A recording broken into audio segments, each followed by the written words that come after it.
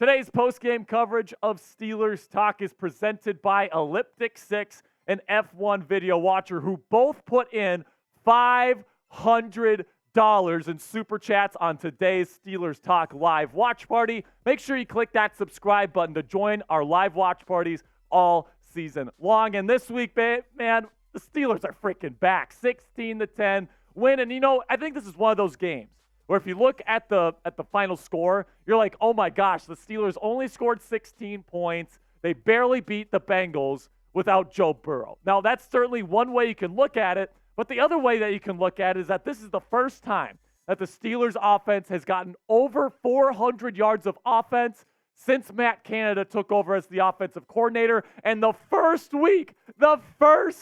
freaking week that Matt Canada is gone, Kenny Pickett and this Steelers offense puts up 400 for the first time since week 2 of the 2020 season. All the way back during COVID, y'all. I was a junior in college back then, and now the Steelers certainly seem like they got the offensive wheels rolling as we head down the home stretch of the 2023 season. Take a look at the box score here, 16-10, the final. Kenny Pickett looked pretty damn good today, man. I'm not going to lie. Multiple downfield shots. Accuracy down the field, finished with 24-33, 278 yards, no touchdowns, no picks. Najee Harris had a really good day, arguably his best day of the season so far. 99 yards on 15 carries and a tutty. And then Pat Freiermuth was absolutely excellent today. 9 receptions for 120 yards. If you started him in fantasy, man, he definitely gave you a nice boost. Then for the Bengals, Jake Browning, 19-26. Played it relatively safe today, took some sacks. 227 yards total, no touchdowns, and 1 interception. Then we get Joe Mixon, 8 carries for 16 yards. God damn, that stinks. The Steelers' run defense was awesome. And then Jamar Chase had a really nice catch in this one, but Joey Porter Jr. really did a great job locking him up. I'm not giving him one of my game balls this week, but maybe I should have. That's an absolutely awesome job by the rookie out of Penn State. Now the Steelers win this week, which means get those W's down there in the chat. Get today's show started by getting those W's in the chat for me right now. Really do appreciate all of your guys' support.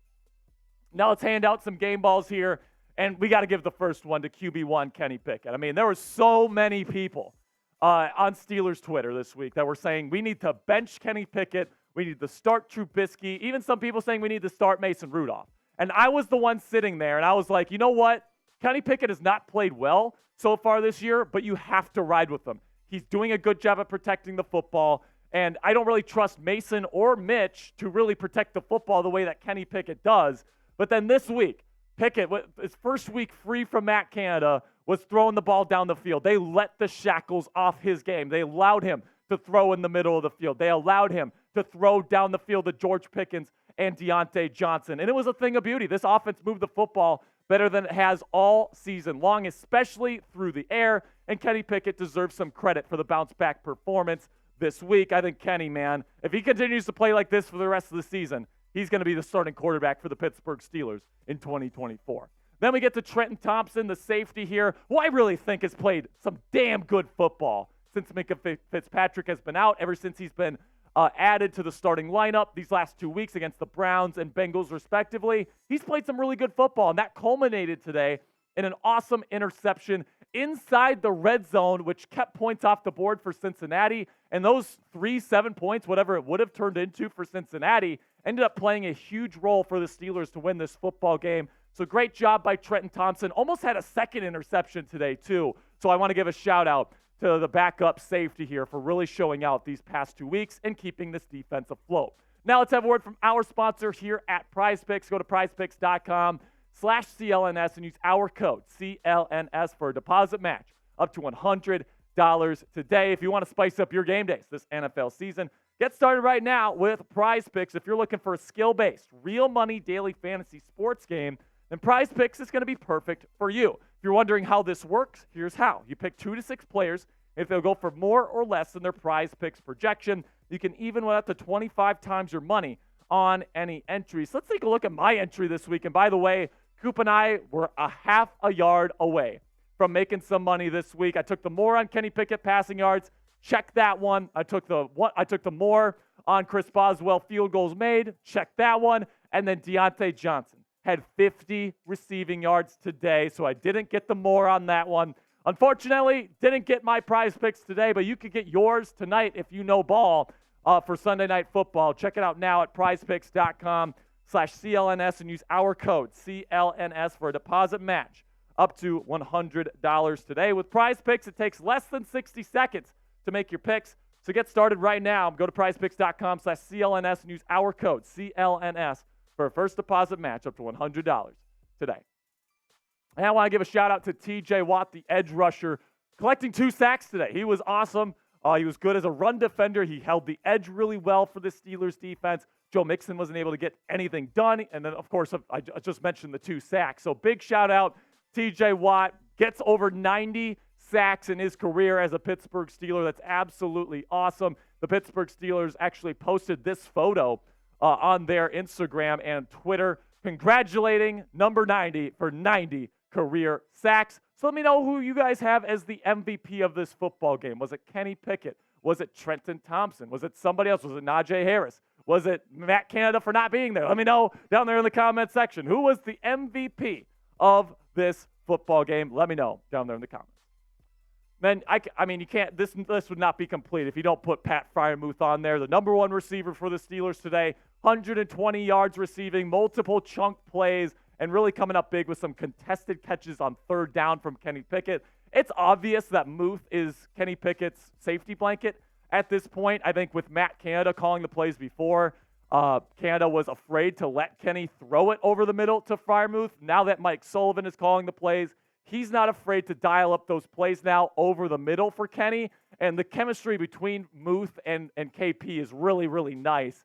And that showed today against the Bengals. And then finally, man, shout out to Mike Sullivan and Eddie Faulkner. First week on the job, short notice. They get news of them getting this new responsibility on Tuesday. All right, the Bengals had ample time to prepare. The Steelers had pretty much a short week worth of preparation this week just because of the changes that were made. They were at a disadvantage, and Eddie Faulkner put together an awesome game plan with the limited Matt Canada playbook that they're still hampered with. And then Mike Sullivan, who didn't even put together the game plan, went out there, studied it, knew what he wanted to do, and he got this offense into the right situations and into the right plays at the right time, something that Matt Canada couldn't do in his wildest dreams. So let me know down there in the comment section. Was Matt Canada the problem here with the Pittsburgh offense?